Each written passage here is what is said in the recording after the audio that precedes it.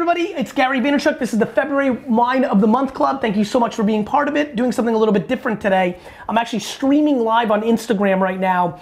We're really excited. I'm here with Sam from Wine Library. We're gonna start doing a lot of Instagram streaming. So if you don't follow Wine Library's Instagram account, and everybody watching right now, if you don't follow Wine Library's Instagram account, go follow it, because we're gonna be streaming from there daily, promoting our Cinderella wines, which is our other website, cinderellawine.com. Sign up for that email list, our deal of the day site. Sam's gonna go live at noon a lot of days when we go live and talk about the wines, and I'm actually prepping a concept right now of how we do it. So I'm literally gonna do the Wine of the Month Club right now. If you're on Instagram Live right now, please put your phone number in if you have a question about one of the wines. Jason's gonna give me the phone number on cue. When I want something, I'm gonna call and we're gonna practice the concept. So, super pumped about February because we're bringing super heat. 3 very serious reds, and you know, it's cold in most parts of the world. In Brandon's beloved Chicago, where his Cubs play, it was absurdly cold. I saw a video of somebody pouring wine and it freezing. Like, it got real gnarly out there. But I'm excited because we have 3 spectacular wines.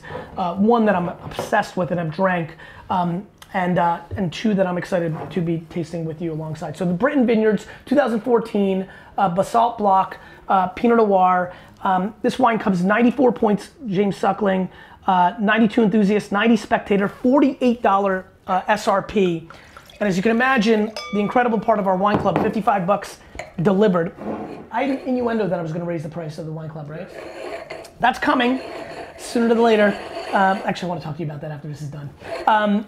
You know, so as you can imagine, 55 bucks and delivered when this is 48 already excites me. 25 standard, actually I don't have the bells and whistles. Like you probably were trying to decide, 35 original. We've done it for 20. Yeah. So this month, like $80, $90 worth of wine, 55 bucks and delivered for free for everybody on Instagram if you're not part of the Gary V Wine Club. If you go to winelibrary.com, there's banners and clicks and it's very easy to find. Let's get into the first wine. So the thing that I really love about this is the aromatics, just beautiful red fruit, a pomegranate-like component right off the top with a little smokiness, which I like.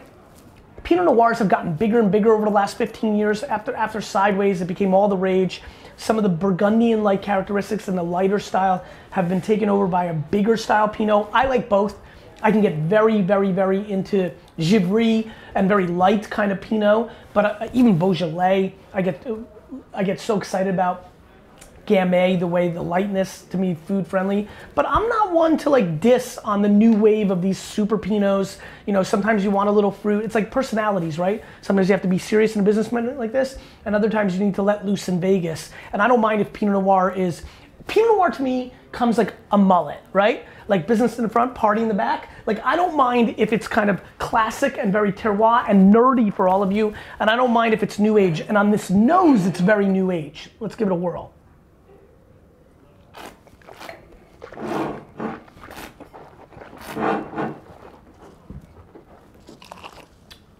It's crazy.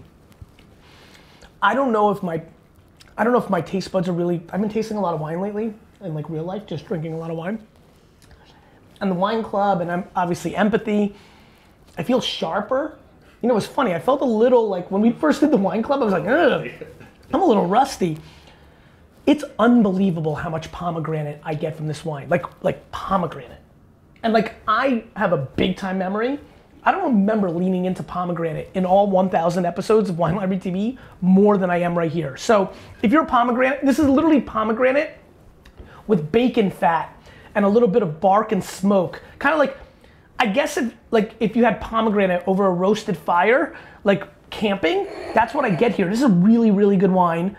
Really well structured. On the Britain stuff, like I'm a little bit out of the loop. Like what, just hot? I assume, like really hot, right? Producer. I mean, decent amount, maybe much over 1,000 cases produced. But this is one of their best. God, this is really good. Yeah.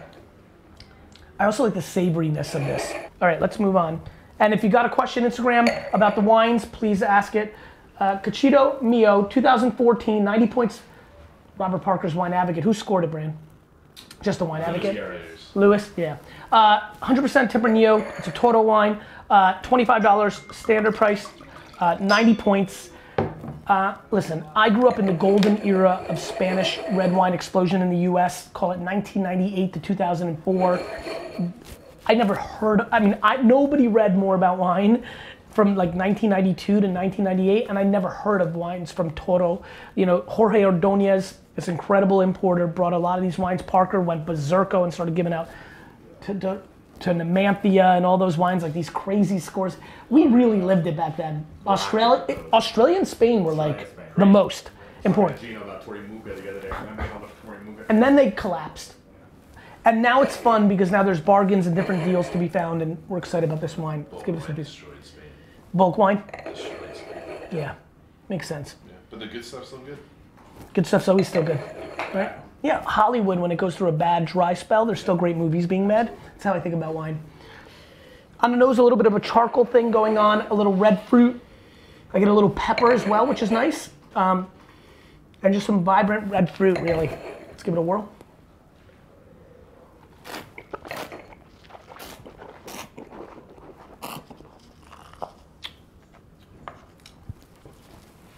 Really nice kind of strawberry element on the initial attack.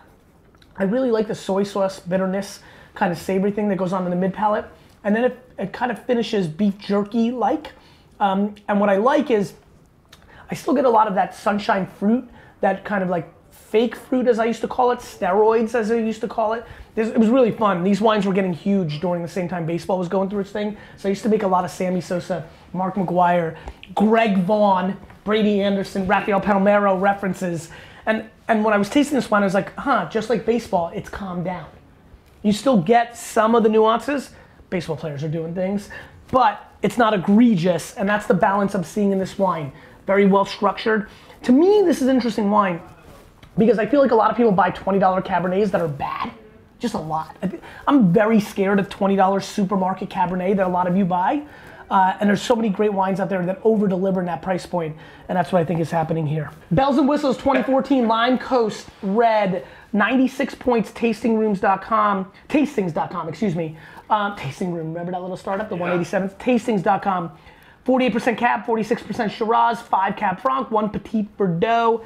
This is a monster item at Wine Library, selling pretty aggressively, suggested retail 35. St. Mary's 2014 Bells and Whistles, great wine, cotton candy on the nose.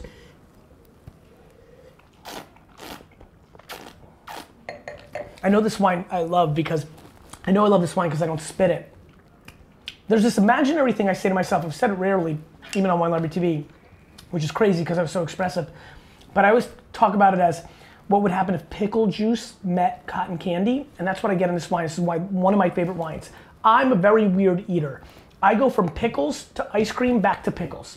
I go from eating a hot dog with sauerkraut and mustard to immediately needing like a chocolate pie to immediately going back and having like a pickle and olives on the way before I go to sleep. Like I end savory a lot because there's something about sugar that I can't, like I bounce quite a bit.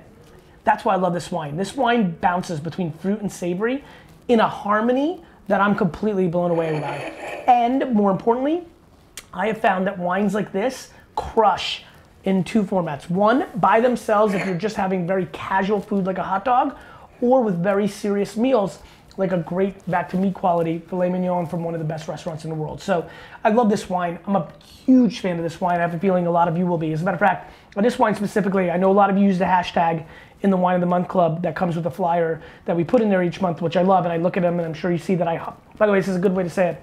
Almost every single person that posts a picture of these wines on their Instagram, I go and heart, follow them, or comment. So I'm super engaged with the hashtag. And I'd love for you to leave your opinion and a review of this wine specifically if you do that on Instagram. I will check it out. I'm dying to know what you guys think. I'm completely blown away by this wine. 96 points by tasting.com is a little hyperbolized, but to me this is a 92 to 93 point wine, which is a big time score for a wine at this price point. All right guys, thank you so much. Hope you enjoy your wines in February. We will talk to you soon.